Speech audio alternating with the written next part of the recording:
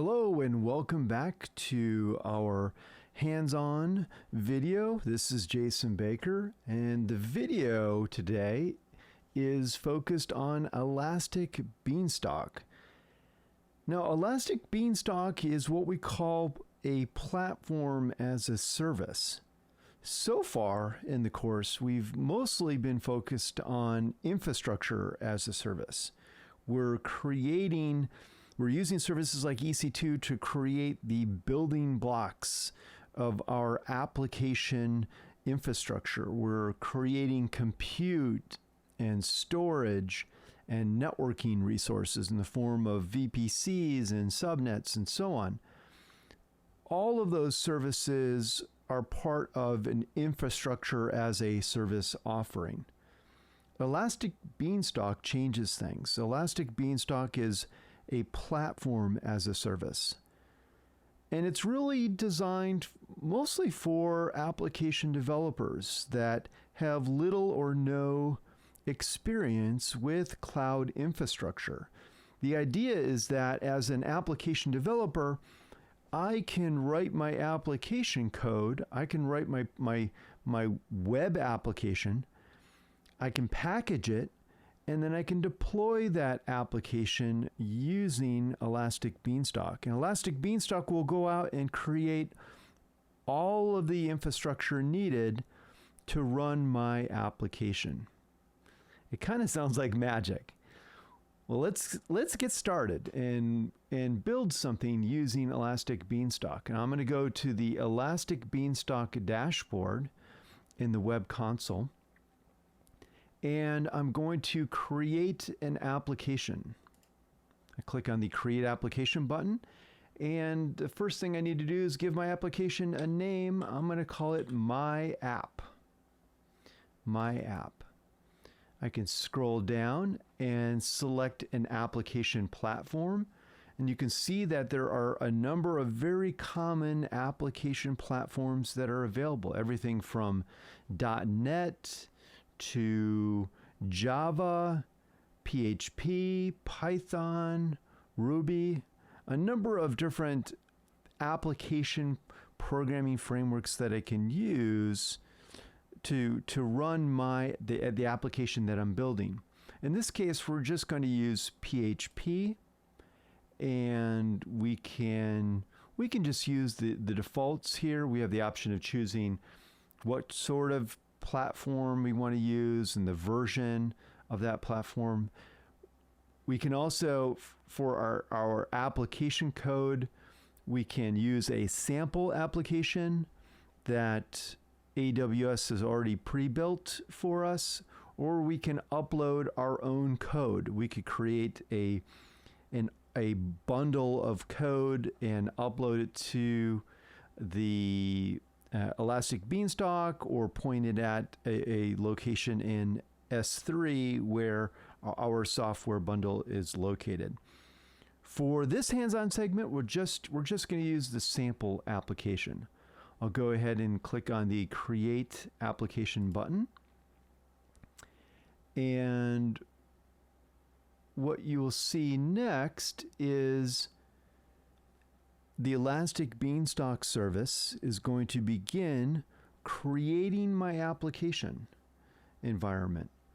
It's literally going to go out and create all of the different infrastructure resources needed to support my application.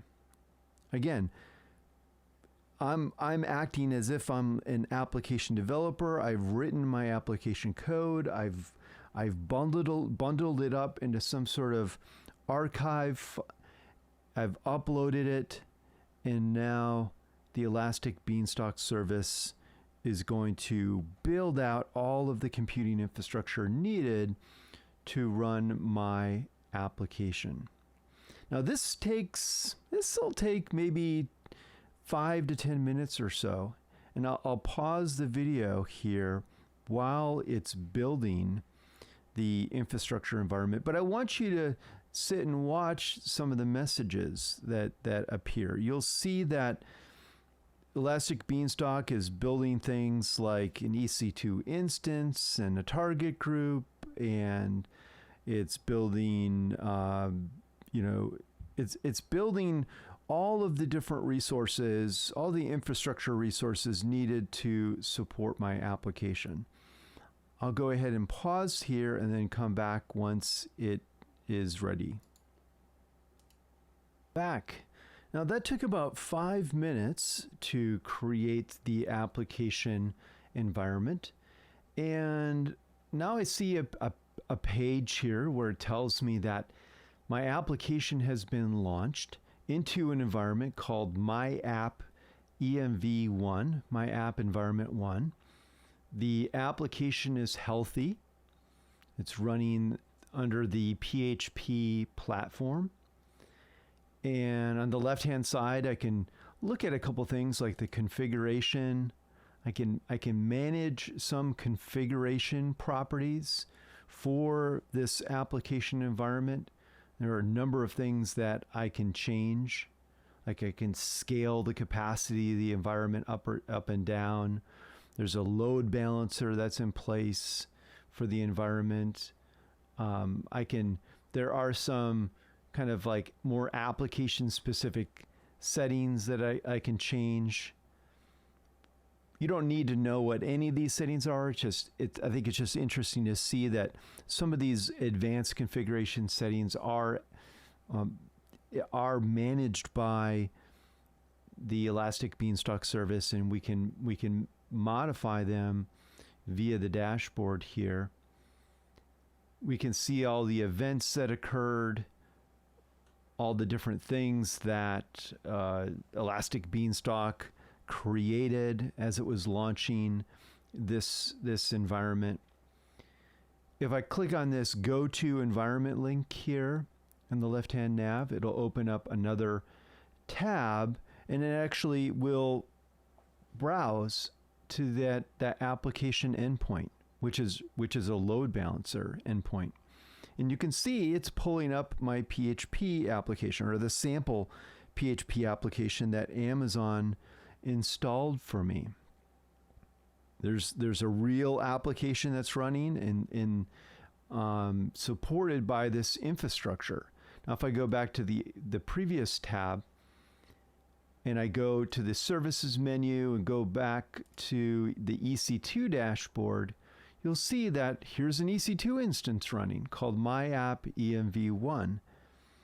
Elastic Beanstalk has created all of the infrastructure resources needed to support my application. If I click on the load balancers dashboard, you can see here's a load balancer that was created by Elastic Beanstalk.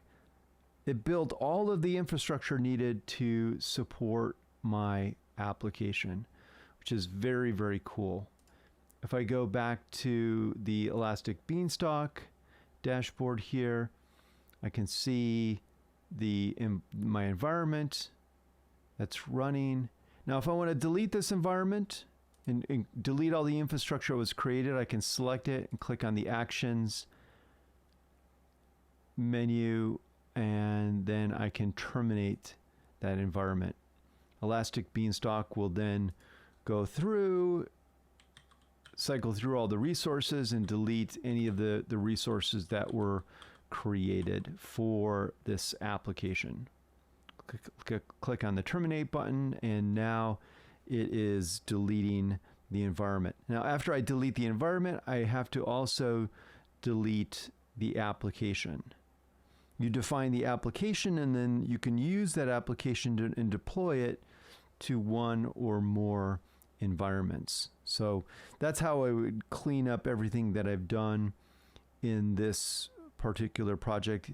Elastic Beanstalk, of course, will go out and delete all of the different resources that it created for me. Very, very cool service. It's actually a service that I have really never used in any organization in any sort of production capacity.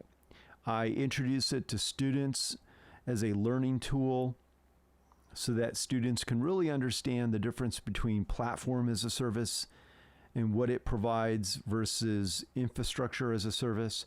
I do know of companies that make use of Elastic Beanstalk significantly within their organization.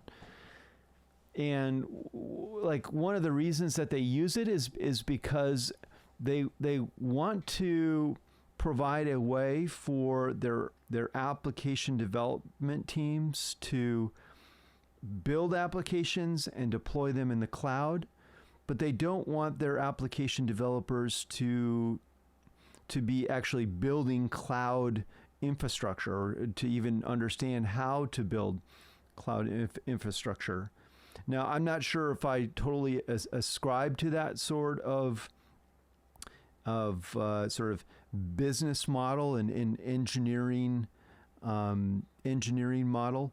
I really think that modern application developers need to have a strong grounding in cloud infrastructure and cloud architecture, and that modern cloud applications, with modern cloud applications, there isn't as much a distinction between application code and infrastructure code, and we will learn why that's the case here in a few weeks. And so I think it is important for application developers today to really understand how to build cloud infrastructure. But there are definitely, I think, scenarios where it really makes sense to use something like platform as a service, where you can provide somebody with a very easy interface to quickly deploy their application in where they don't have to have a lot of knowledge in terms of how to build VPCs and how to deploy EC2 instances and databases and load balancers. All they have to do is focus on their application code, and they can quickly get an application up and running in the cloud. Well, I hope you enjoyed this hands-on segment, and you're looking forward to the next one. Thank you.